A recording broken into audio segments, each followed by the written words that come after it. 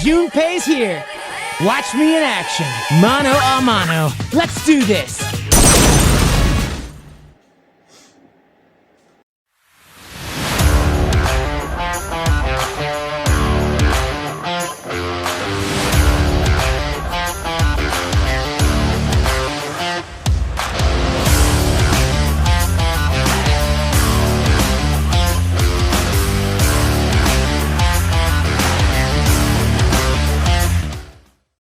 Hello everyone, welcome back to the channel. Now, I was planning on putting out like a large ass 50-minute review for Reload this month, but there are just so many things I want to discuss regarding this dumb game that I think it's more appropriate to separate each topic across multiple videos. Especially because I don't want my criticisms of this game to drown out all the appreciation I have for it, because I truly do love this game. And because I love it, I'm very critical of it. I've also realized that writing reviews just isn't as fun as making videos like this, so hopefully these videos do a better job in getting my points across. Now, one specific complaint I had about Reload is just how goddamn easy the game is. And let me just say this now, if you haven't done so already and are planning on playing this game, please set the difficulty to Merciless. I know, the game tries to freak you out with that description, but I assure you, on any difficulty level that isn't Merciless, half of the game mechanics just stop working. This, of course, is in no small part due to how broken your party members have become in Reload. Every single character in this game hits like a goddamn truck. Even the goddamn healers. And with that amazing segue, let's rank how broken each party member is, shall we? Now, with the nature of how Persona games work, most of the time your party members are mainly going to be there for support, while your MC does the heavy lifting. This was true in the original Persona 3,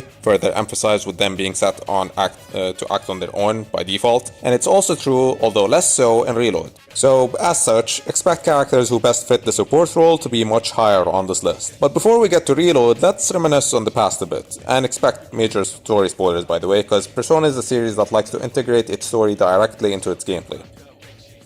Are you ready?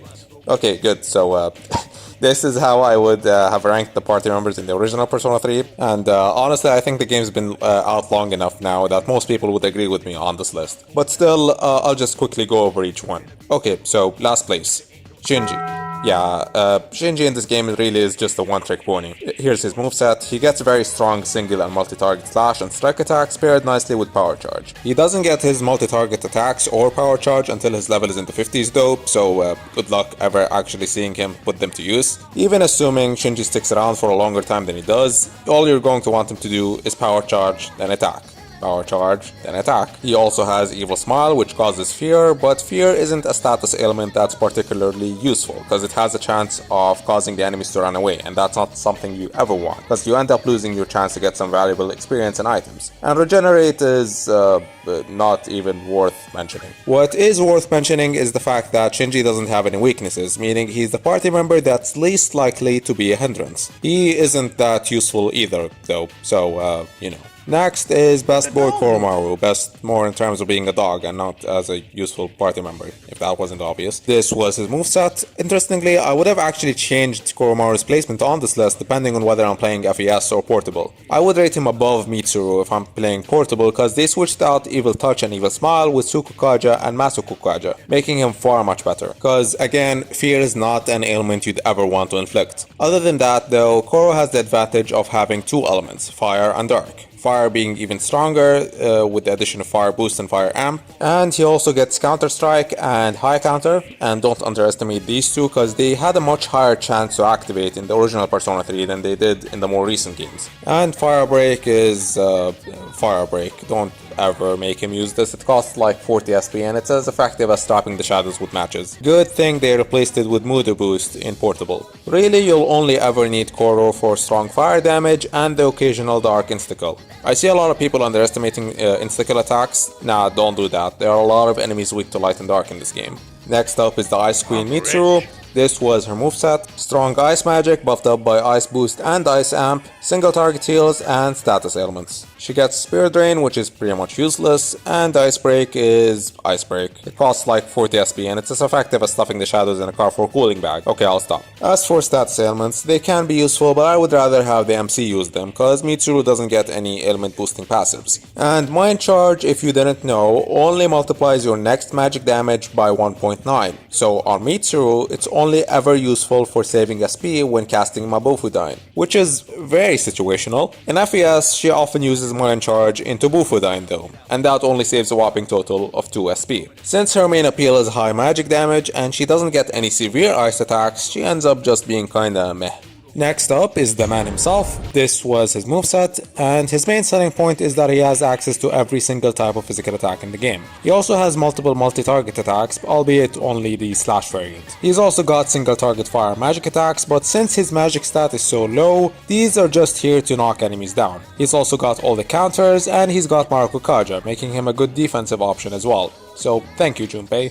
Very cool. After his persona evolves, he also gets an exclusive passive skill that doesn't take up a skill slot, Spring of Life, which is basically just regenerate. It doesn't really heal enough to make a difference, though. Next up is Little Kenny Boy. Here's his moveset, which is slightly different between FES and Portable. Whatever version of the game you're playing though, Ken easily has the most diverse set of skills out of everyone. He gets Thunder Magic, not as powerful as Akihiko's, but still viable for striking weaknesses of course. He gets both single target light insta-kill attacks, which are more effective thanks to Hama boost. He's also got the 2 single target piercing attacks that are more effective on downed enemies, and if you're playing Portable, he even gets Primal Force, the highest damaging piercing attack in the game. And for even more physical options, he even gets Spearmaster later on in the game, which increases the strength of his normal weapon attack. And I'm still not done, he even gets the single and multi-target heals. He doesn't get Mediorama until much later on, so he won't be replacing Yukari anytime soon. Not unless you're playing Portable, where he gets it much sooner. And he also got reviving spells. Ken ends up being an all-rounder type of character. And do you know whose job that should be? That's right, the MC. Still, you can't go wrong with Ken, especially compared to all these other guys underneath him. Next up is Best Girl Yukari. Here's her moveset. Yukari will pretty much be a staple on the team from beginning to end thanks to her having every single healing spell in the game, save for Salvation. Now, in terms of skill sets, I do think Ken is better, but Yukari's magic stat is the highest out of everyone's, almost being 30 whole points ahead of Ken. Having both Yukari and Ken in a party is not very practical though. Most of the time you'll just need one reliable healer. An attack variety isn't as necessary in a healer class. So if it comes down to these two, I'm almost always going to pick Yukari. Having said that, Yukari, even with her magic stat being the highest, still isn't the best magic DPS in the game, cause she's missing passives like Wind Boost and Wind Amp. And she's also got revive spells, and is the only party member with any status healing moves, and you really want to have those. She is a glass cannon, but that isn't something a quick Rakukaja can't fix. The runner-up is Aigis. Here's her moveset. I've been kinda going back and forth between her and Akihiko on who's first place, but overall I do think that Aki is slightly better. Aigis mainly specializes in buffs, as she has access to every single buff in the game, and she also specializes in strong single and AoE strike attacks. The rest of her skills, I can take them or leave them honestly. With the inevitability of having either Yukari or Ken on my team, I don't really need an extra healing. Really, the only reason Aigis is here is for the full party buffs, because without her, the MC would be stuck playing that role instead, wasting a lot of precious turns in battle.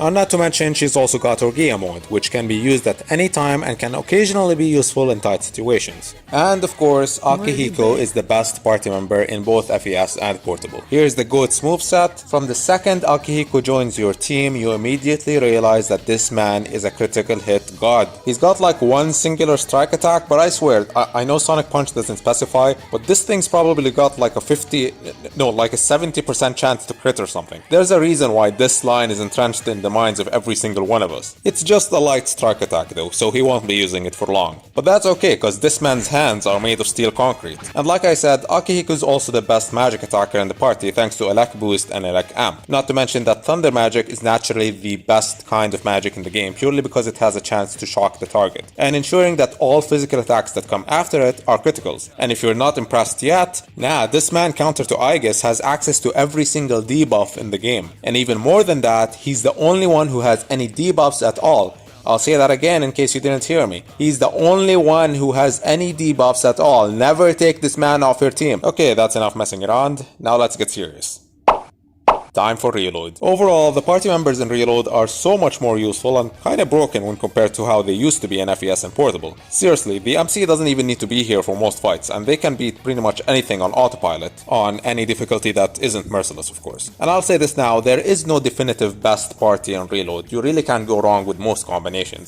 It all comes down to the situation and the player's preferences. Also for Reload, I'm not going to be judging the characters based on how they act without direct controls, cause the AI in Reload isn't nearly as smart as it was in FES. I'll talk more about this in a future video, but Reload was not made with indirect controls in mind, so there's literally zero reason to use this feature unless you're a fucking masochist. With that being said, the worst party member in Reload is Aigis. Quite the fall from grace, from being the number 2 best party member to the worst in this game. What's funny is that if you're directly comparing OG Aigis to Reload Aigis is so much better. But Reload Aigis would have fared much better being in the OG game, because the stuff she brings to the table aren't nearly as integral in Reload. Her moveset is mostly the same, all they did was take away her Masuko Kaja and give her some more defensive passives like Enduring Soul and Insta Heal, which is actually really useful and makes status ailments a non-issue in the late game. She still ends up being the best buffer in the party, but the problem is that battles end so much faster in Reload, so much so that if the MC has all the auto Kaja skills at the start of a fight, you rarely ever need to reapply buffs like Mataru Kaja and Maraku Kaja. But what ends up being the determining factor on whether a party member in this game is top tier or not is the quality of their theurgies, what causes their theurgy to charge up faster, and their characteristic passives. In Aigis' case, her main role will almost always be support, yet her characteristic passives and theurgies seem to focus more on her being the physical damage dealer. Her passives straight up just increased her damage, but not enough apparently, because Junpei, Akihiko, Shinji and the MC all do more damage. Her first theurgy is her new Orgia mode, which I never found particularly useful in this game, and her second theurgy is just big damage on one enemy. Not the best big damage, mind you. The game also encourages you to use her lame ass physical attacks, cause that's how her theurgy charges up faster. Everything about her playstyle just pisses me off, man. By end game, this is how my Aigis' build looked like. The only reason I would want Aigis on my team is if I'm in a long fight like the Reaper and my Mataru Kaja and Maraku Kaja wear off. Admittedly, she is very tanky, can just shrug off status effects, can revive once per battle, and can resist all physical attacks. If your highest priority is not dying, she's likely a good choice. But 90% of the other times, nah, I'd rather have her be warming Tartarus' non-existent benches. Aigis also rarely gets any good weapons, not from treasure chests, not from Elizabeth, and not from the antique shop. Yeah,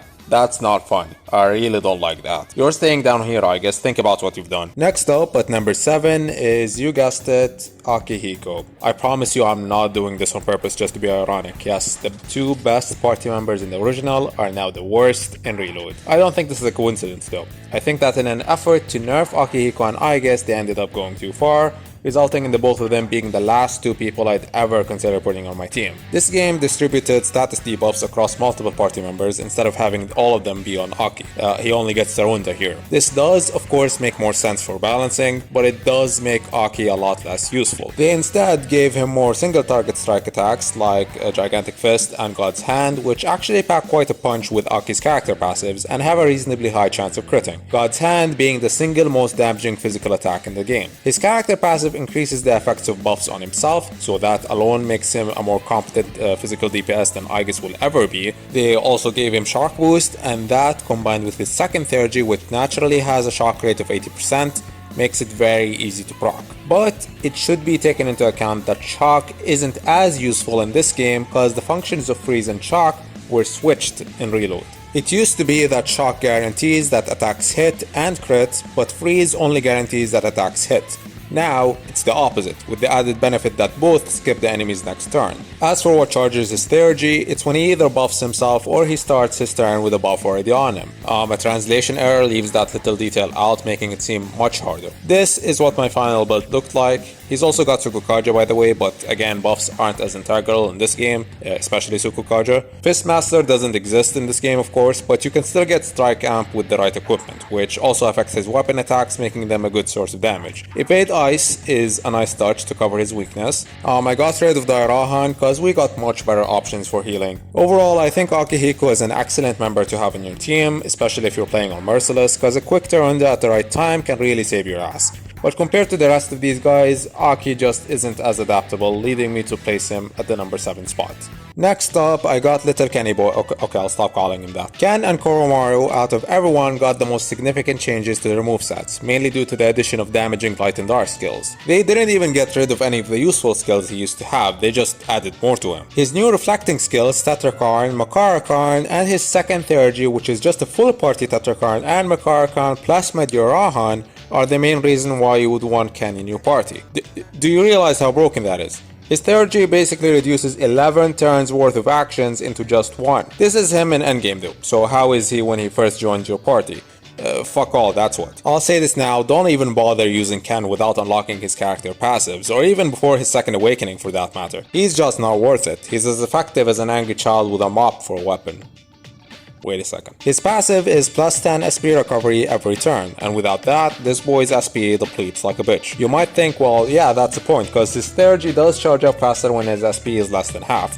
But maintaining that is also a bitch. After getting his passives though, now we got the opposite problem. His SP is now always so high that his Theurgy is never charging as much. This isn't the biggest issue cause his second Theurgy is genuinely one of the best in the game, but his entire gimmick being essentially counterintuitive kinda rubs me the wrong way. You now never have to worry about his SP at least. Ken's passive can be just as good as Yukari's, if not better at times, as his plus 10 SP every turn plus any invigorate accessory you can throw on him makes it so his SP is at full at least 90% of the time. This is how my Ken looked like by endgame. It's best to stick to damaging light attacks cause Hamon isn't viable most of the time and you really want your party members to be as adaptable as possible. It's the same reason I left Zeodyne on him even though he doesn't get any thunder buffing passives. He also gets Heat Riser and the game kinda overhypes this skill. I would skip it honestly cause when am I ever gonna use this? If it's not a full party buff, get it out of my face. His stats leave a lot to be desired as well in both strength and magic.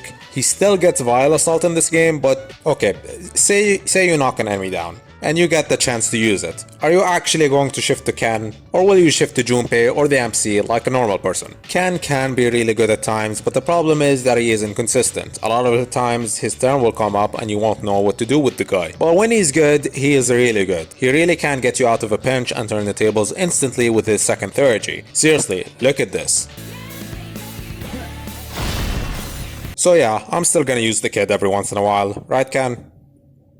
Ken, what the fuck are you doing? At number 5 is Junpei again. In terms of Junpei's actual moveset, it's pretty much the exact same, with Shift Boost being the only addition, and his exclusive passive, Spring of Life, being replaced with the Regenerate 3, both of which were never really that useful to begin with. He is much more useful early on this time around though, as he gets his multi-target slash attacks much earlier at level 13. With Vacuum Slash. And this skill is going to be the main move you'll use early on to sweep groups up and lower their HP enough so that the all-out attack actually kills them and guarantees shuffle time. Junpei really begins to shine though after you unlock his passives, which highly increase his crit rate and their damage. And that, combined with the fact that landing crits is what charges his Theurgy, one of which also has a chance to crit, makes Junpei a force to be reckoned with, and makes him integral when facing enemies with no weaknesses. His second Theurgy is classified as a fire skill, so unfortunately it doesn't factor in his insane gimmick. But I swear this one attack might have the highest damage output of any skill ever, minus Armageddon of course. And it fully heals him, as if that wasn't enough. It also comes with a side of IRL depression, so beware. It's also worth noting that since he has access to both physical and magic high damaging Theurgy attacks, Junpei can make a good pairing with either Yukari or Koromaru's Theurgies, which gave full party concentrate and charge respectively. This is how you'd want Junpei to look by the endgame,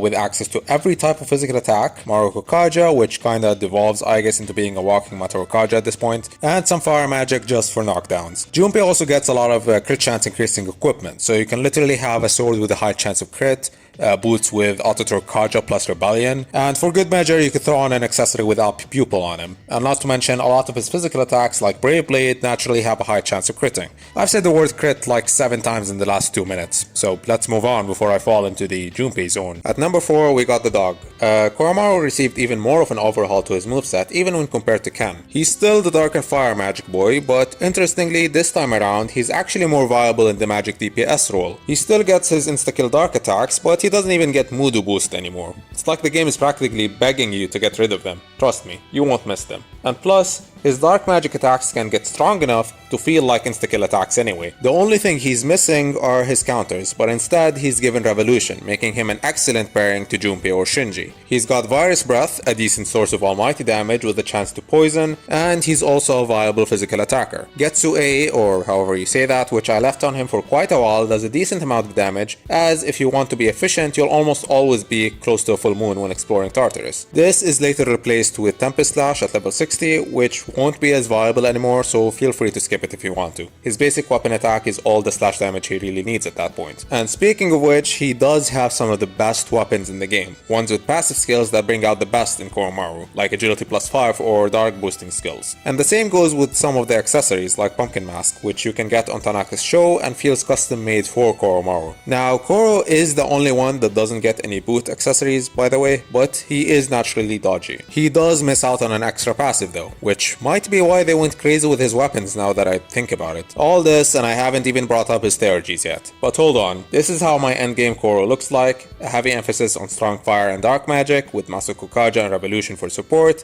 and of course he gets the single most useful status debuff in the game, which wasn't in the original by the way, Debilitate. But he gets it at I'm sorry, level what? Like, bro, I'm already done with the game at this point. Who do you want me to use this on? If he got this sooner, Koro would have been in first place. I'm not even kidding. Okay, now his theurgies. His first one is nothing special, just severe dark damage to one foe. But his second one, which he has immediate access to by the way, it's a full party power charge. This was like Ryuji's ultimate skill you get in Royal's third semester. And this game thinks it's a good idea to give us access to this in August.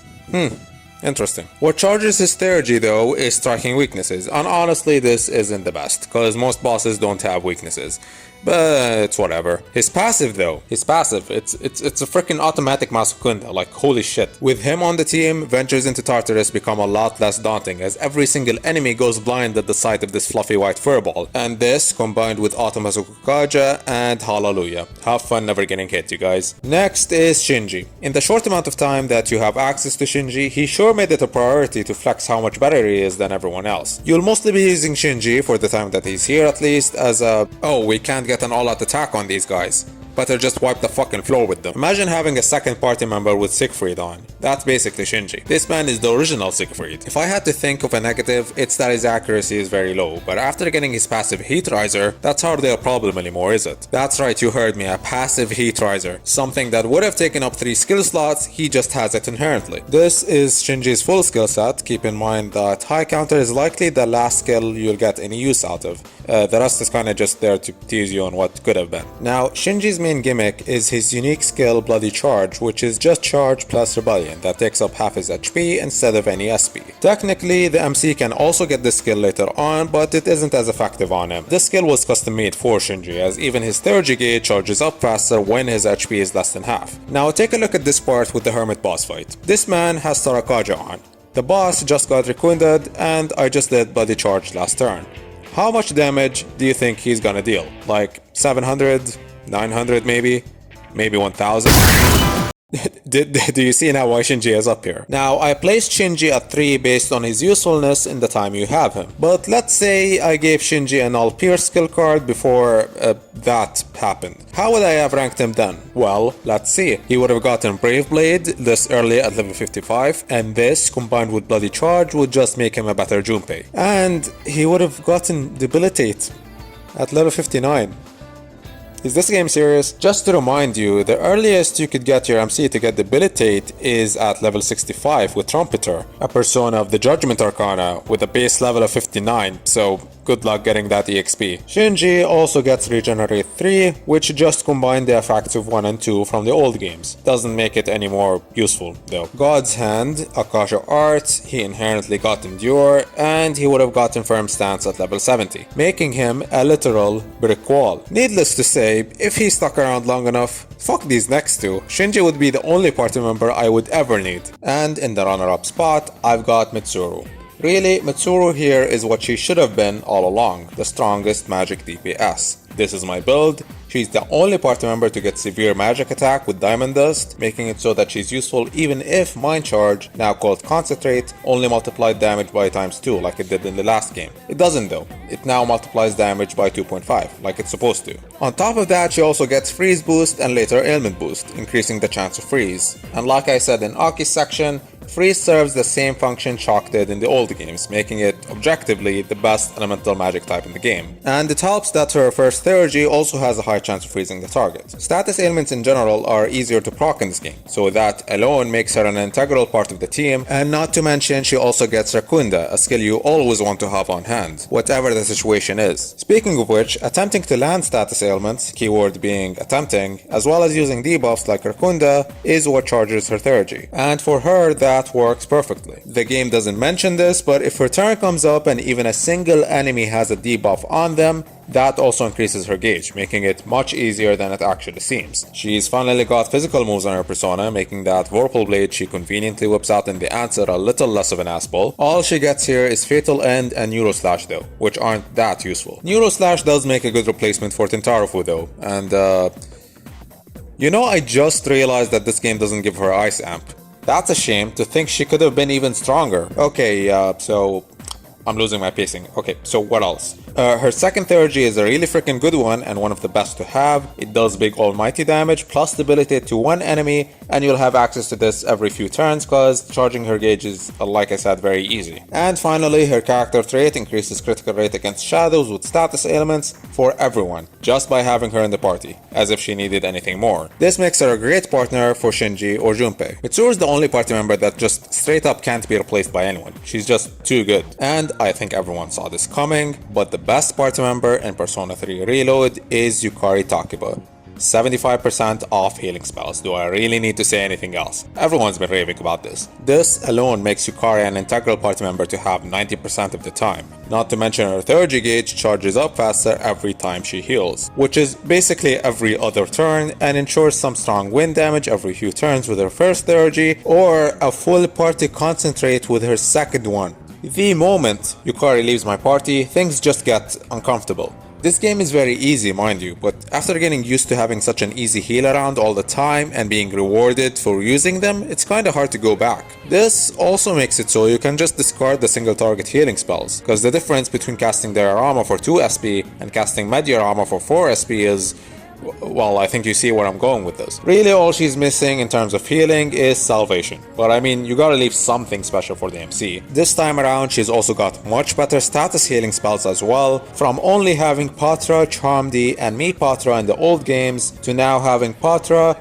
Mi Patra, Amrita Drop, and Amrita Shower, which just heals anything and everything to everyone. They finally gave her Wind Amp, which, I mean, just look at that magic stat, it would be a shame not to make use of that. And of course, she's also got status ailment skills for the first time with Pelimpa and Poison Mist. Pelimpa being very useful early to mid game. I still have it on me, but you kinda stop using it in the end game. But this skill really does carry you through the beginning parts. Poison Mist, on the other hand, I end up discarding cause I would rather the MC cast the higher tier status elements. Multi-target status ailment moves are less likely to actually connect after all. And Yukari doesn't get any passives like Poison Boost or Ailment Boost. If I had the chance, I would switch out Pelimpa with maybe Elakavate, cause she's in desperate need of that until we get an accessory that blocks out Thunder entirely. Oh, and Secunda of course. Debuffs are always good to have. So yeah, somebody at the studio really liked Yukari to make her this OP. And honestly, how can you blame them? But let's be real for a second, even if she wasn't the best party member, you would still want to put her in your main squad, cause how else are you going to appreciate her top tier fashion sense? And we're done. Wow, that took way longer than I thought it would. Now, I know I said you can't go wrong with anyone for your main squad, and it really is more fun to experiment with all the characters and see for yourself, but what the hell, here's my opinion on how to optimize your team. Okay, so for your first member, you'll primarily want Yukari, but feel free to switch her out with Ken if the situation calls for it. Your second member will be Mitsuru, and she's fixed.